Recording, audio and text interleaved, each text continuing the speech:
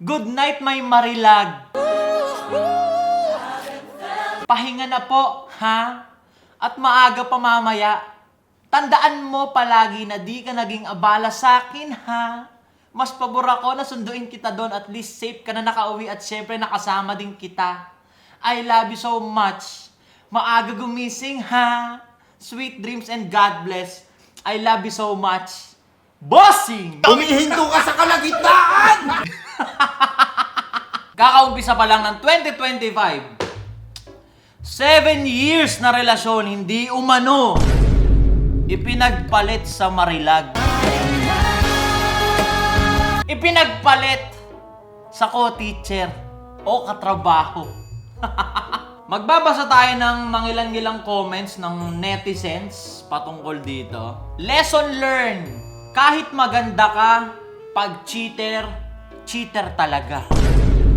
Wala sa ganda yan, nasa landi yan. Marilag o maligno? Kalat na kalat dito sa internet at alam kong alam nyo kung ano itong pinagsasabi kong cheating issue, viral cheating issue. Dahil pare-parehas tayong pakialamero ng buhay ng may buhay. Kaya alam kong alam nyo yung pinagsasabi ko ngayon. And yes, totoo na yung original na above mas baby cakes compare dun sa naging kabet or pinalit. Alright, dun sa marilag. Ang sabi nga nila, di ba, hindi naman marilag yan eh. Di ba, marilaw. Basag-basag na kalsada ng Marilao, Bulacan. Di ba? Parang nasa kama na daw, lumipat pa sa banig, so ganun. Ang numero unong take home natin dito sa issue na to hindi totoo na pag sinabi sa'yo ng jowa mo, ng above mo, or ng kalal mo na katrabaho ko lang yun.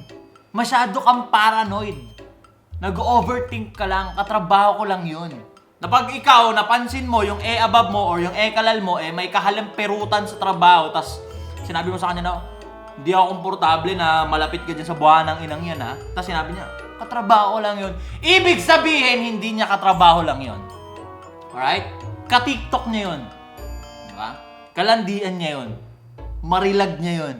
Ha? Marilag. Pangalawang take home na dito sa mundo may beauty privilege talaga. Pucha.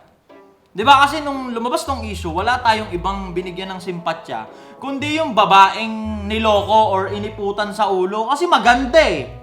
Diba? Cakes eh.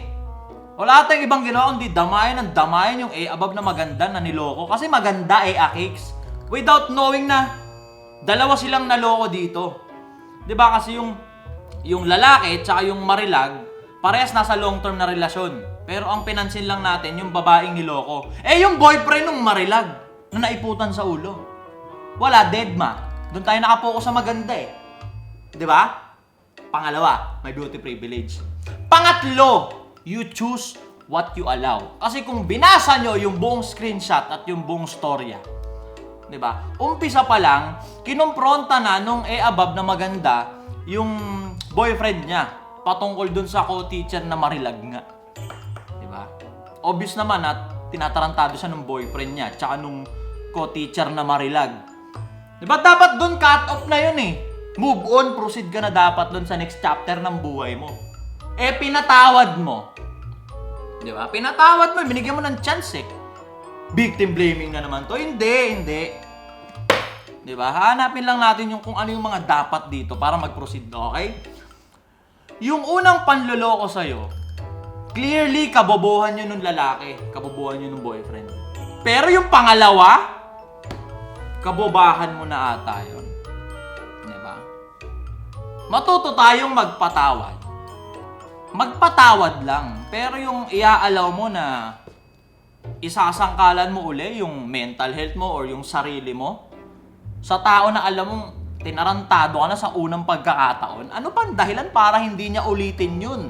Knowing na papatawarin mo pala siya kasi marupok ka. Di ba? Tsaka ito pa. Ngayon nagagalit kayo dun sa lalaki. Kesyo sa ugali na nga lang babawi. Pangit eh. Class S yung lalaki. Tingap eh. Kamukha ako eh. Pati yung marilag, di ba? Kaya binabash kasi kamukha ako rin yung marilag. Yung co-teacher, class S din. Di ba? Galit na galit kayo doon unang-una doon sa lalaki, syempre. Na kesyo sa ugali na lang babawi, hindi pa nagawa. Alam nyo ganito yan. kasalanan na naman ng babae. Yes, kasalanan na naman ng babae. Nino? Nung Marilag. Nung co-teacher na babae. Bakit? Nature na ng lalaki maging tanga. Alright?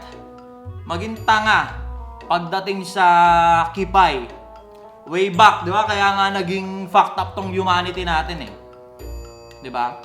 Nung si Eva at Adan, kinausap ng Diyos na, huwag nyo kakainin tong mansanas ha. Kinain ni Eva yung mansanas. Tapos inalok niya yung kalal, si Adan. Engot si Adan, kumagat din. Ganun lang yun eh. Kasalanan ng co-teacher na babae. Di ba? Kasi bakit niya nilandi? Hindi, nag-first move yung lalaki.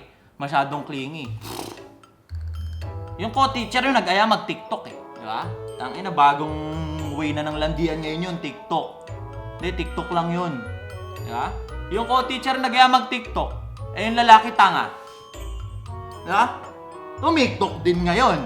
Hanggang sa nagkaka-I love you-an na. Di ba? Ngayon, sa mga babae naman dyan, ito yung lesson. Lesson, alright? Hindi nyo kailangan ibaba yung level nyo. Like for example, yung babaeng niloko, parang may katungkulan sa barangay. Basta parang siya kagalang-galang, honorable na above eh. Tas cakes, maganda talaga. Di ba?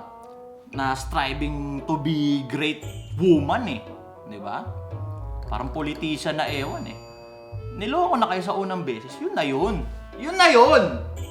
Yun na yun. Cut off, proceed.